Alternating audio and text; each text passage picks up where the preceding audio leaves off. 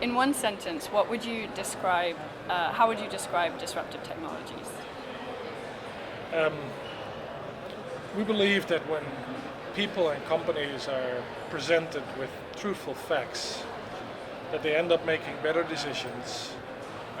As a result of those better decisions, companies become more efficient, more productive in whatever they do, and in the end, that translates itself in a more regenerative society.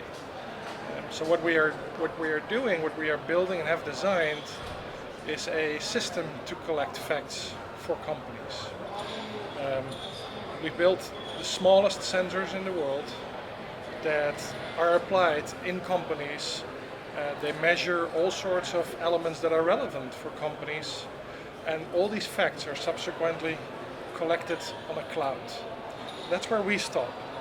And then our partners come in that translate these facts into real company insights that these companies and these people are looking for. As a result of it, they will be, let's say, instead of cleaning a toilet every 2 hours, they look at the usage of the toilet. It makes no sense to clean toilets that are still clean. There are motors in conveyor belts or bearings, and they're being replaced on a regular basis just because they're 5 years old, but they may be able to last 10 years. These sensors will be able to tell how long these motors can last, and you will only replace them once they're really broken, rather than when their financial lifetime is over. And those are just a couple of examples of where this system is applied, and as a result of it, the companies become more profitable and the world becomes a more regenerative world. Okay, great. And what are the challenges you've been facing in the growth of this company? Well, the initial challenges we've had were very much in the design of the product. It was really creating the world's smallest sensor that lives 15 years on a battery is a phenomenal piece of work that the team has set itself up to accomplish.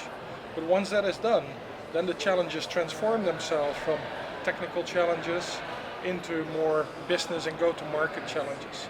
And that's where the company sits today. We're scaling into other regions of the world. We're scaling in a variety of different industries. So it's the scale challenge that we're facing today. Okay, and how would an event like this help scale up your business? The investors that are here are looking to find companies that need support, network, finances, other resources to scale up. We can meet those investors here, which is super important for us. Apart from that, I think it is really inspiring to see a lot of other startups and see what's going on in the exciting world of the startup community.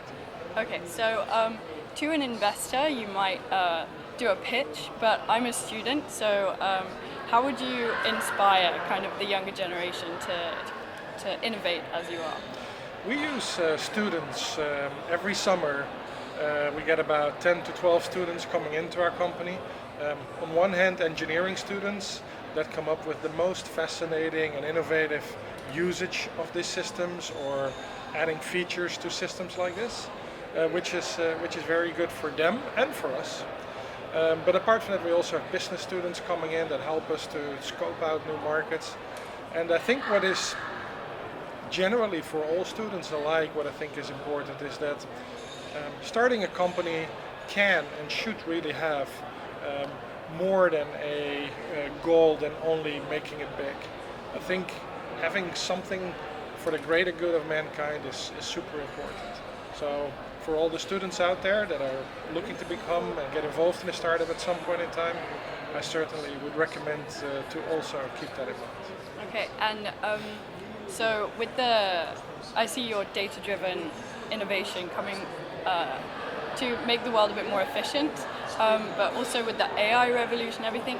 Do you have any thoughts on how this is going to change the world of work and society? Going to change what? The world of work and society as a whole. With Absolutely. So, if you look, these solutions are also used in office spaces. making these offices healthier by having enough oxygen and making sure that when people are in meeting rooms together, that the ventilation is taking place. You may not realize it, but if you put 10 people in a meeting room for 10 people and the ventilation is poor, after an hour, it has the same effect as everybody having drunken 2 glasses of wine. That's the mental Really? state because of we are rebreathing the air that we are exhaling, right? Okay. So these sorts of things in the office space is super important. The mental state of people that are working, it's super important. And systems like this are going to put the finger on the sore spot. They're going to not just like people are wondering what's going on at the end of the day, why they are so tired. Systems like this will tell what's going on and prove what can and should be made more efficient and be improved. Okay, great.